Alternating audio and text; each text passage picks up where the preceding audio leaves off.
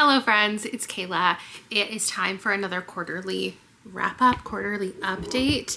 I've been doing these since the very first year of my channel and I never get sick of them. I just feel like it's a nice way for me personally to wrap up the season of reading and put a close to it, and only then can I move on to the next quarter. In these updates, I talk about all the books that I've read, or I talk about all the videos that I've made, and after I talk about stats. Stats are first. I talk about all the videos that I've made and like my favorite book from each video in case you're not caught up and which is fair, and you just want to know what I've been liking. Then I pick a handful of favorites to give you like a little blurb about or what I liked about it. And then I also highlight my least favorites from the quarter. And then we get into like a community segment where I talk about other people's content I've been enjoying. I highlight a bunch of your comments and like the general vibes of my channel. Sometimes I answer questions, that kind of thing. So first, let's do stats. I read 69 books this quarter, 23 in April, 23 in May, and 23 in June. I would say I'm not doing that on purpose, but at the same time I kind of am, because, or I'm trying to get to a number that looks nice in my Instagram stories. Because if there's just two little ones on the bottom, or God forbid, one little one floating alone at the bottom, it doesn't look as nice. So I do, if I know I'm gonna end the month at like 21, 22, I push myself to read one more, or I stop at 20. And I've been really consistent this year. I have read 23 books every single month except for one where I read 20. As far as ratings, this quarter was a little bit worse than the last one. I ended the last quarter with a 3.8 average rating. This time was a 3.6, and that can be explained by how many 5 stars I had. As you can see via the chart, I only had 4 5-star reads. They all happened within 1 month. So I actually went 2 whole months of this quarter without a 5-star. But I've had some, 4.25s, 4.5s, but only 4 compared to 8 in the first quarter. What else would you find interesting? Mostly physical reads, or no, it's a pretty even mix of like physical reads, a mix of physical and audio, and then I did 10 books exclusively on audio. I read a lot of books that I purchased. This is just the time of year when a lot of new releases are coming out in spring. I did read 12 books from my TBR though, that like already existed, that I already owned before the start of the year. And then 19 books from the library, 5 books that were sent to me. I've mostly been reading authors that are new to me, but it's not significantly more than authors that I've read from before. And as far as genres, the most is just fiction, romance, followed by fantasy, horror, mystery, and then a sprinkle of sci-fi and nonfiction, historical, and anthologies. I posted 11 vlogs this season and 11 sit-down videos, which is exactly the same as the first quarter. Those sit-down videos I did actually, I wasn't sitting down for the book shopping one, but that's not a reading vlog, so I just consider it a sit-down video. Anyway, I did a game video, I did guessing the tropes video, I did book news a couple times, 3 wrap-ups naturally, a TBR, for the season, a quarterly update, and then 3 Literally Dead Book Club live shows. For the besties, for my channel members, I also did a trying TBR jar books video, talked about books that I hated from last quarter. There'll be another one up tomorrow for them. I read my 100th book of the year with them, and then a whole bunch of live shows.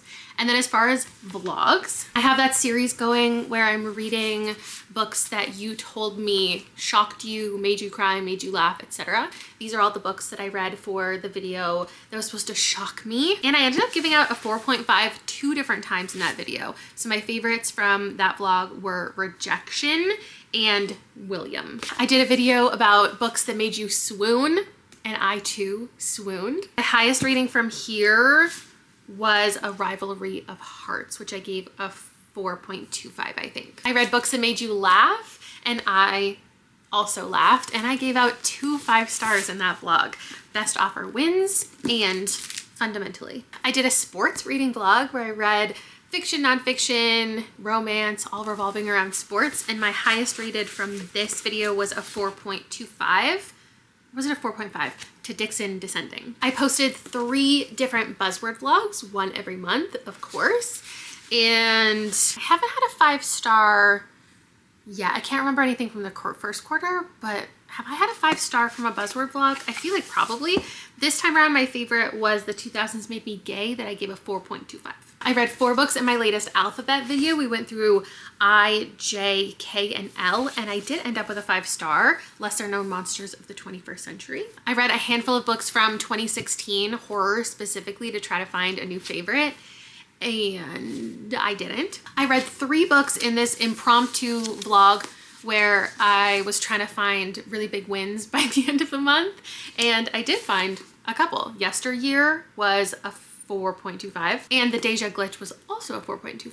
I also posted this random like weird girl book video. I didn't end up with a 5-star from that. And then we have all of the books that I read that were not part of vlogs or content. Well, I turned some of them into content, but they were just on my TBR and I wanted to read them, and so I did. These ones, and also best offer wins, were for book clubs, my book club and the book troop. A couple of these were TBR jar picks. I can't remember what the other one, oh, I dropped it. 3 of these were members TBR jar picks. So I selected them out of a group of options. And this one I was really excited about as a new release, and my channel members chose it for our book club. So I do have a whole discussion about this. Then some things that were just for fun, just for me, a lot of new releases, no 5 stars from here. So these were all my big wins from the quarter.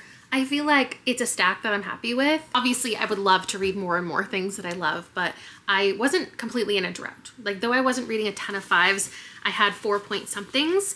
And let me give you a quick pitch of the ones I gave 5 stars. Best Offer Wins by Marissa Cascino is a story of a woman so obsessed with this perfect vision of her life, and she wants to have the perfect house, and she's kept losing out on them in the bidding process. So she infiltrates this family who she believes has the perfect house, and they're getting ready to sell it, and she's going to be the one, by any means necessary, who gets to give them a very fair offer. Lesser Known Monsters of the 21st Century by Kim Fu is a short story collection.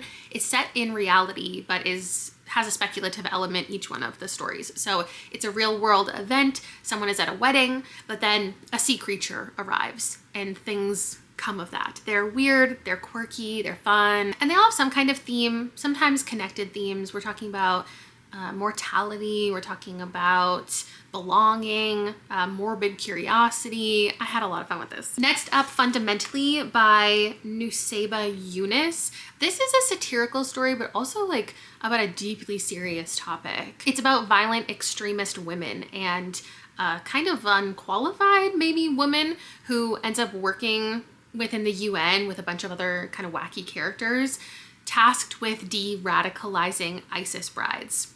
It's serious and fun at the same time, and I had a lot of fun with this one too. And then The Geomagician. This is a historical novel with some fantasy elements, some romantic elements, but at its heart, this is a story about the church's impact on especially women at this time, and not being able to do what they want and not being recognized for their scientific contributions. We're following a woman who wants to be the first geomagician, just a part of this society, who is involved with the magic. Kind of everybody has magic or can obtain magic, but some people have to sell it. There's different kind of classes of people that we're exploring. And she has these 2 men in her life who she thinks are her ticket to getting into this society and making more of an impact in her career. We're keeping it to 4 favorites because I had 4 5-stars. Normally I would do 5 favorites, but I have a whole stack of 4.25s. Like, I don't know how to pick, but I will give you 5 least favorites. And the fun part is none of these were for a vlog. None of, like, specifically only for a vlog. These all came into my life because I chose them and I thought I would love them, and then I ended up hating them. So, like, how does that happen to me? Actually, I have 6 2-stars. So maybe I'll leave out this one because this wasn't like offensively bad. Fake It Till You Bake It was not a very well thought out romance. I don't think it was very well researched. I don't think it was very well written. It's about fake dating, but no, it's not. It was a very half-baked story, pun intended, and it was barely fake dating. Kill Creatures. This is a very predictable YA thriller with convenient memory loss and a mean girlfriend group with all the subtlety of a sledgehammer. The Caretaker by Marcus Cleaver is a vibey but ultimately unsatisfying cosmic horror. It was depressing as hell, which is not a fair critique because that's what the book wanted to be, but I did not enjoy myself. And I think it left too many things ambiguous, and I'm a girl who loves ambiguity.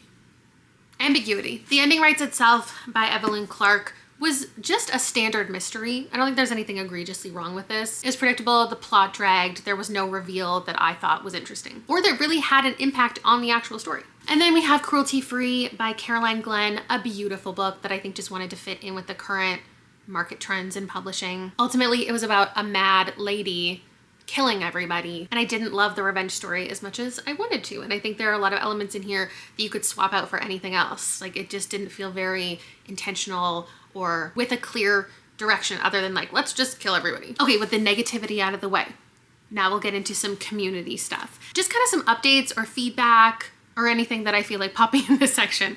My spinner wheel is currently broken. I do need to fix that before my next alphabet video, and people keep telling me to do a digital spinner wheel, and I will fight you against that every day. I feel like it's so easy to do a digital spinner wheel. I don't want to do a digital spinner wheel. I want it to be tangible. I want to touch it. I want to spin it. Also, in my spinner wheel video, I talked about going to Costco for books, and a bunch of people said that their Costco does have books at this time of year. So maybe it's a Canadian thing, maybe it's a specifically like my province, I don't really know, but somebody told me to still take you to Costco with me when I go and I buy things that aren't books, and so I shall. In the trope video, I just want to say thank you so much to everybody who was so nice to my husband and saying nice things to my husband, because he was so nice to make all these pictures for us, and I had a really good time. There was one note I wanted to make that I couldn't think of having read a priest romance, and I have, in fact. A lot of people commented, they were like, isn't the Hacienda technically a priest romance? And it is. So I haven't read that. So now I have all of these tropes, and I really regret saying I'm probably gonna like try out all of them. I think I take that back. But there is a really fun video idea where I use the spinner wheel and I put the tropes on the wheel and then I spin it to try to find the trope. So that could be in our future, but there's one last one that I now have to read. I read the Chicken Nugget Smut book. That's a sentence nobody should ever say. And a bunch of people were commenting that it's AI. I talked about this in another video, but it made me so sad, and I'm still so sad because I had so much fun making that video. And the fact that that book is allegedly AI is such a bummer. And I've learned something about myself that in my attempt at ignoring AI, because I hate it so much, generative AI, rather than, I guess, what other people do with that information about themselves, which is like researching what AI really looks like and how it's developing, and like every day, like how it's updating and what it looks like, and being able to identify it, and in writing like all of the trends and tropes and things that help you identify AI. I have just attempted to turn a blind eye to it and pretend it doesn't exist. And because of that, I now can't recognize AI. And I think that that is a flaw for me. So for the couple people who thought that I was lying, that I didn't know that that book was AI, I don't even know what to say or why I would ever do that, because I would have just picked like a different sentient object romance book. Like, there are so many. I could have picked any, and I picked the one that's AI. Do you know how humiliating that is? But thank you to everybody who told me it was AI, because that's what 90% of the comments were. They were like, in a fun way, in a lighthearted way, that was like, sorry, Kayla, that book's actually AI. I thought it was just a fun time to get to read to you a terrible book, but now I know it's terrible in an even worse way. Oh, one good thing that came out of that though is I feel like everyone kind of collectively agreed with me that honey mustard is indeed the best sauce. So I'll take that as a win. Everyone was really excited that my mom was reading Dungeon Crawler Carl, and I would like to give you a little update that in fact my husband is also now listening to the audiobook for Dungeon Crawler Carl. So you won't get a review from me ever because I don't like it. I have a hard DNF that book. Like, I do not like it. But people in my life are reading it, and maybe one day I will get a little review from my husband for it. In my 5-star horror hunt, I got a lot of really good feedback and recommendations, which I needed. And I scoured the internet so much for horror from that year, and I just wasn't finding very much. And I've learned that there's a couple books that, because they've gotten republished or published via different, you know, it was independent or it was self-published and then it was whatever. There are actually a couple books on my TBR that I didn't realize were from 2016. And also somebody recommended I look at award winners from that year. Genius. So we will have another episode in that series soonish. Oh, people were asking about my pigeon. Let me get him. This is Gus. I didn't name him. This is my husband's pet, I suppose. I was in line bright and early on Jellycat drop day for a different Jellycat for somebody else. And I was in line and I really fell into the Jellycat hype. I was surrounded by people all talking about the Jellycats and which ones they were in line for. People were talking about how there's this rare Jellycat that my store was gonna have that day. And I was like, you know what I need in my life? You know what I need? I've kept the price tag on to shame myself regularly about this. I need a $70 stuffed animal. That's what I said to myself in line at 8 o'clock in the morning. And my husband was there with me and he just said, yeah, you do in fact need the pigeon. And so now we have the pigeon. I did not need a stuffed pigeon, but he's beautiful and he's really like taken off. Like he's the star. I can't even get the focus on me in videos when he's sitting in the background. Sometimes I have to flip him around. He's now the mascot for the channel.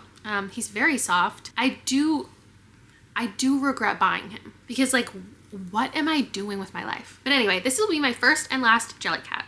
And by that, I mean me personally, because I did also just order a Jellycat online yesterday, but again, for somebody else. It just felt like the Beanie Baby craze. And I loved Beanie Babies. And I just felt youthful again.